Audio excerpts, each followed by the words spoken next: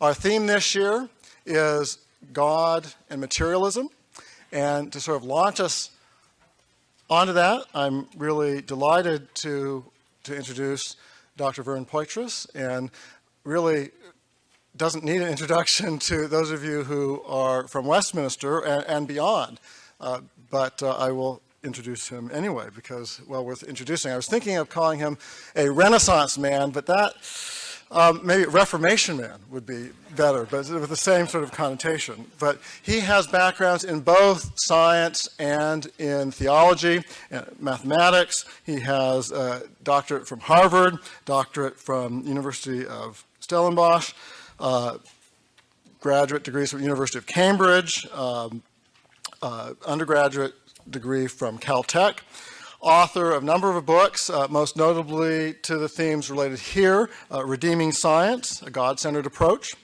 And so we're just delighted that Dr. Poythress is starting off and launching us into this weekend of inquiry. And I hope you'll have your questions, and I hope we'll be able to engage in a lot of dialogue and constructive dialogue this weekend. And so with that, let's welcome up Dr. Poythress.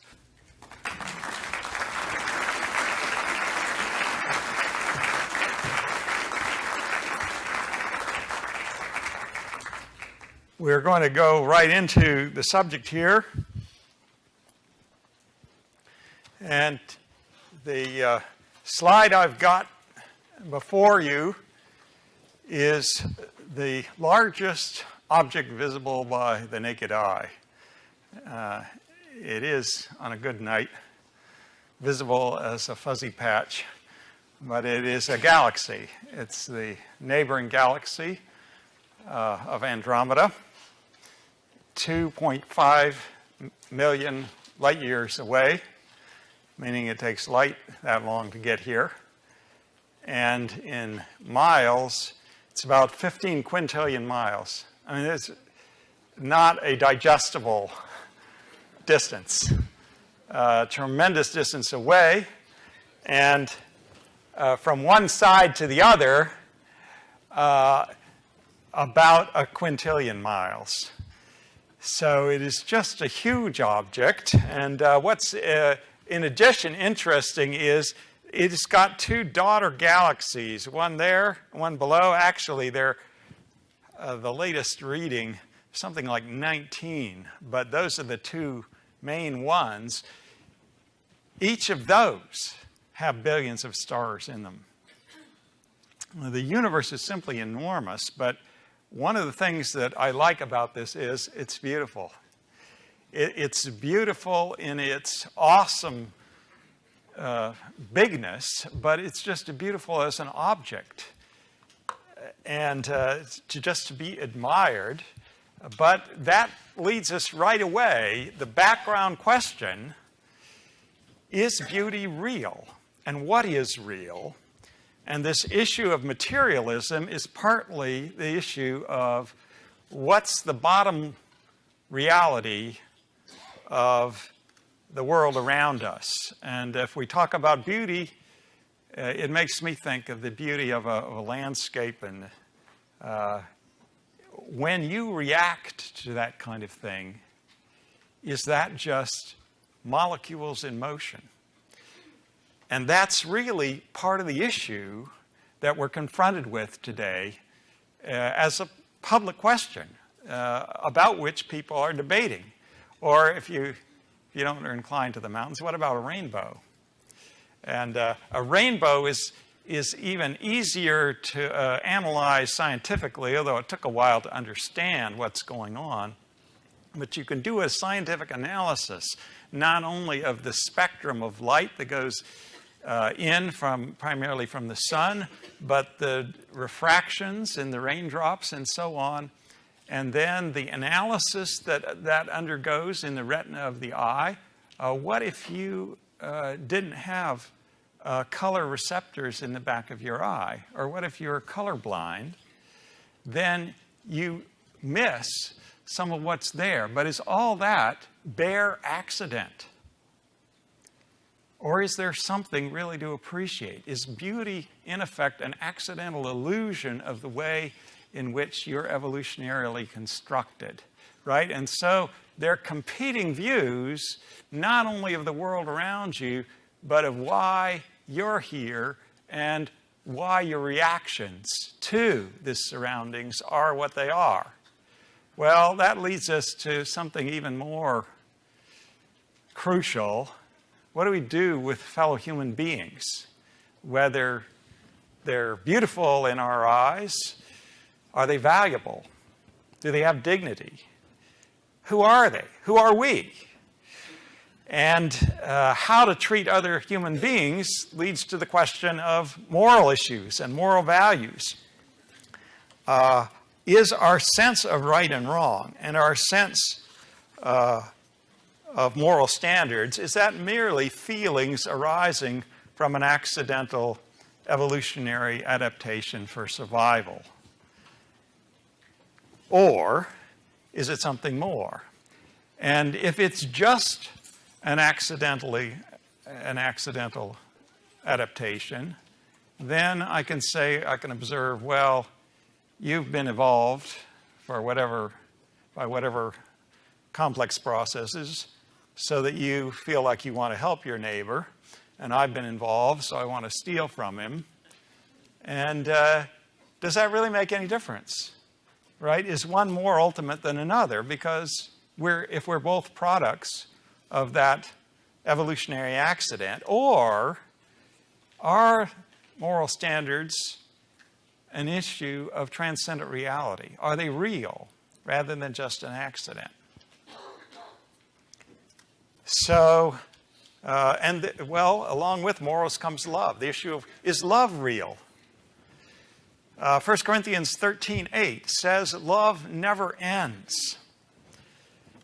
It exalts the reality of love, and it says this really is significant.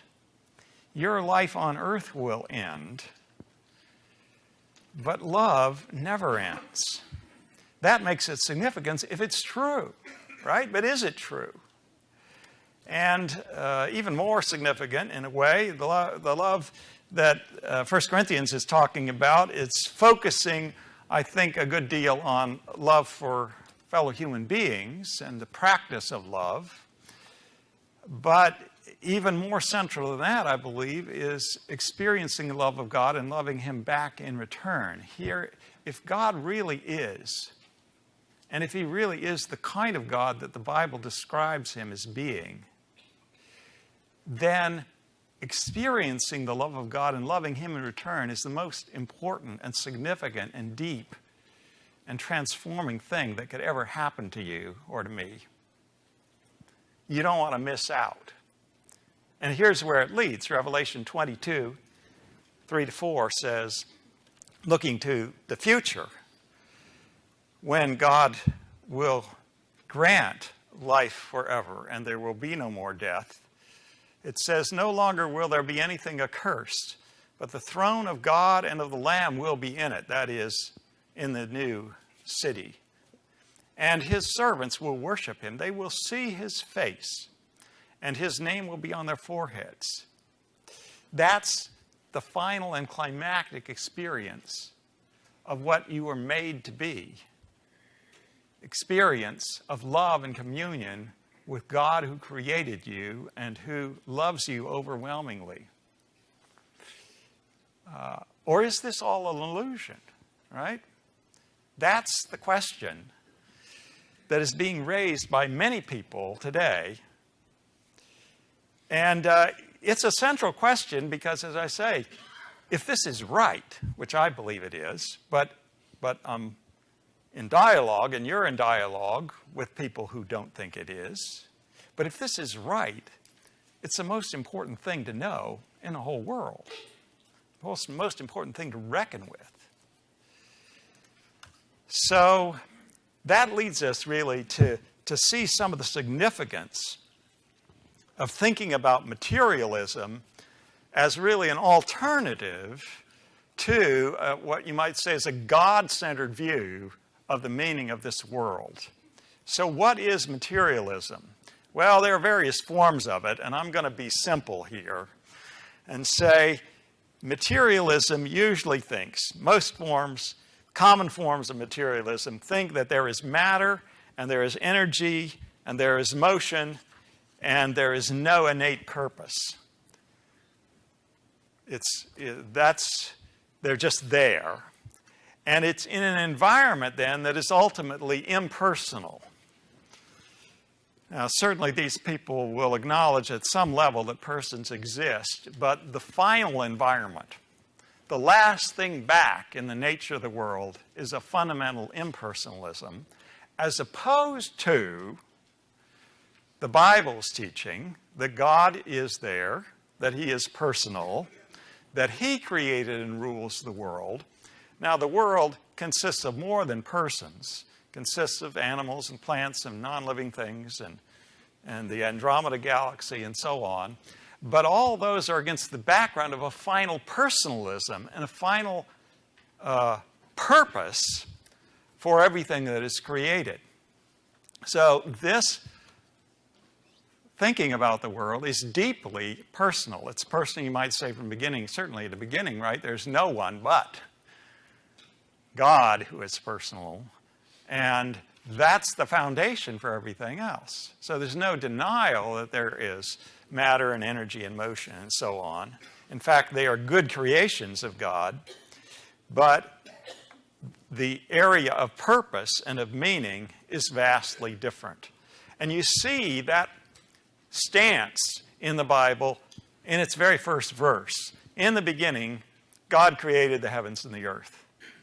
It's a familiar verse to many of us, but it's a really radical verse when you think about it in the context of the competing worldviews, because it is asserting the ultimacy of persons, right? Of finally God in his personality, but then also the significance of you and me as persons if we are created by God in the context of a whole world. There's other things beside us, but it's deeply personalistic. And what do you do then in thinking about physical law and the laws that scientists work and discover and think about? Well, actually, the matter and the energy and the motion, even within a materialistic worldview. Now, I've got on the left-hand side, you can see, okay, so here's the assumption of a fundamental impersonalism. And in that impersonalism, matter and energy and motion are in a sense at the bottom. But these people who believe this way still believe that there is such a thing as laws that are governing the motions of matter and the interactions of energy. And they believe, though they may not readily acknowledge it, they believe that that scientific law is fundamentally rational in order to be capable of being thought and discovered by human beings, and that it's language-like in order to be able to be described and communicated by human beings. And rationality and language are part of what it means to be persons. Actually, that is testimony that I believe that God has put in the world, that this law is in fact the personal speech of God. It's both rational and language-like. It's God's personal speech rather than being an impersonal mechanism. And I believe what we're dealing with here is the same thing that's described in Romans 1, that people know God because of the clear testimony to him in the world that he has made, but also not only testimony in the things, right, but in the very laws and regularities that God has spoken into existence in creating the world. That law as personal speech is the speech of a personal God who created and rules the universe and who then governs the matter and the energy and emotion. And in fact, undermines any kind of claim to impersonalism, because the law is fundamentally personal. And scientists rely on that, I would claim, even when they profess not to. They depend on a law that's fundamentally accessible to them as persons. And at the same time, if they're in flight from God, then they don't want to admit that it's really their They're studying, as it were, the speech of God, right? What God has said in governing the universe. And here's an example, Genesis 1:3. Shortly into the Bible's description of God creating the world, one of his first acts is right here. And God said, "Let there be light," and there was light. There's God's speech right there. Let there be light, and there was light. It's God's speech which is the fundamental law that scientists, of course, are groping toward, extrapolating toward, but that's the origin of and the foundation of modern science. If that's so, why are people materialists?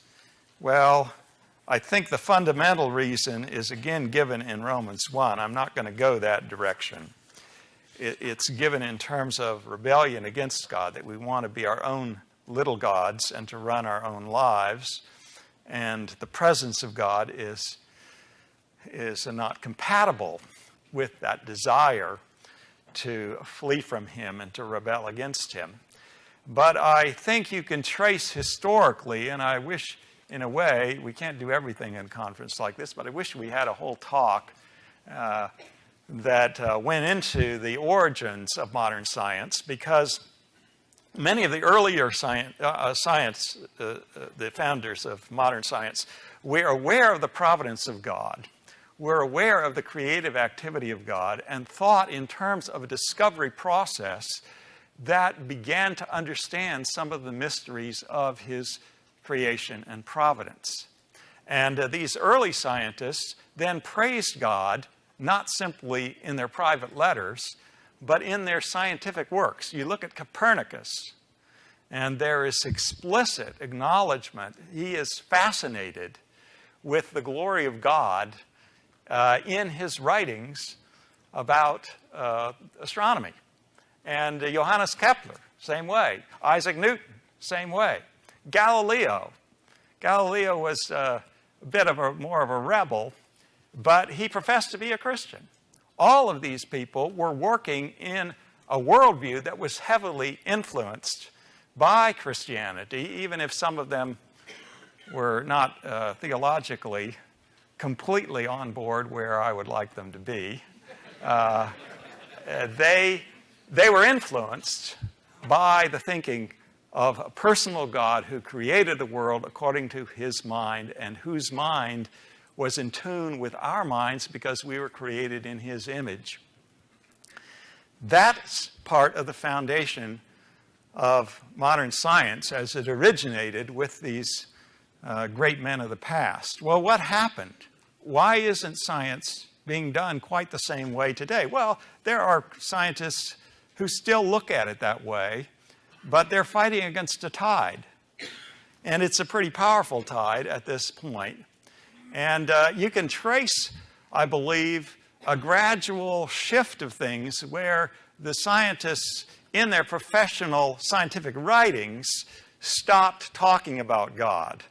The kind of thing where Newton, in the midst of Principia Mathematica, can burst out in praising God and the marvels of his governance of the world, that stopped being done. Maybe privately, these people still were praising God, but it stopped being included in the scientific works. And then perhaps, and again, not everyone all at once, but I think the tendency was for people to stop even thinking about God as they were doing their work. And then comes what I call, and other people before me have called, nothing buttery. That is, God doesn't matter, and matter matters. And maybe matter, or maybe not even maybe, but it is all that there is to the world. Now, at that point, what you've got is really a philosophical overlay on science.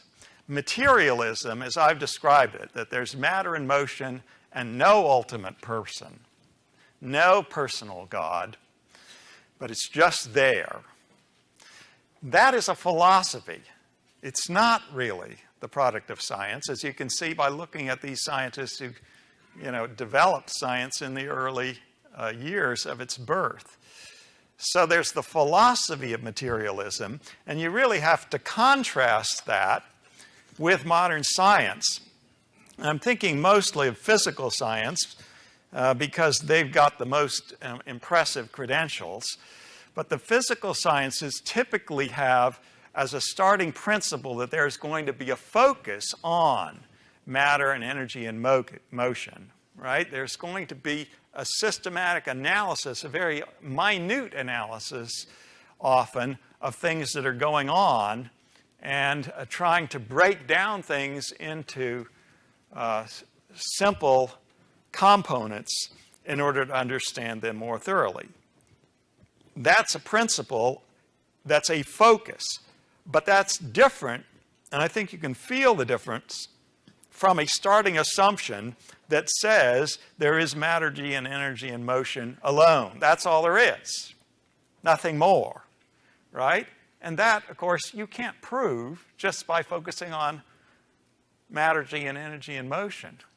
Right? It's like saying, well, there's no bread in my house, and so there's no bread in the world, right? Just because I've decided to look at an area where there's no bread doesn't mean that I'm looking in it in all directions and I've determined that nothing exists outside of my focus. I believe, however, and you can see this too, that there is much today that is part of a tide that is attracting people to materialism. I believe, if we're honest, one of the attractions is the attraction of human rebellion. If God does not exist, then I can live my own life, as it were, in peace. Well, it really isn't at peace, because there's all kinds of conflicts still left. But people's desire is, I don't want to have interference. I don't want to serve God. I want to serve myself. The self has become the final God. But that's all in the background of desire. I think if you look at the situation, not paying attention to those inward desires, there are still attractive reasons, at least plausible reasons, let's say, why people are attracted. One is the prestige of science is often used on behalf of materialism. Right? You have prominent scientists, some of whom are, well, the new atheists, right? Are speaking out, often with the cloak of science, claiming that science leads to such and such conclusions and that God is now dispensed with. So the prestige of science is used for materialism, but my previous slide, I think you can see, really that's a confusion, right? Because materialistic philosophy is a commitment that is there independent of the fact that science focuses on matter and motion. But if you were honest about the limitations of science, you'd say, well, that never shows that that's all that there is. So the prestige of science is used that way. Many scientists, individual scientists, of course, are materialistic in their own philosophical outlook. And that, of course, tends to reinforce the picture. And it's reinforced also by the presentation of science often in the media. And I should probably, before I go on to that, I should probably say just a more personal word. I had my undergraduate work at Caltech, and Caltech was overall a very secular environment. But the people who were my profs and the fellow students were hard-nosed types who wanted to do hard-nosed science and didn't preoccupy themselves with philosophical notions. But that, I believe, left the whole atmosphere still vulnerable to a kind of drift, an unconscious drift, where nobody said anything about the philosophy, but the drift was in the direction of, if what we're doing is important, it must be the solution to everything. In other words, it became materialistic, not because anybody reasoned it out, but because that was the attractive atmosphere of the place. I think that's true for many scientists. There are a lot of scientists that go through a scientific education. It can be very good in many respects. I I really appreciate the quality of education I got at Caltech. It can be very good in technical aspects and still contain a kind of drift of nobody is saying it, but everybody's assuming the world is really about matter and energy and motion.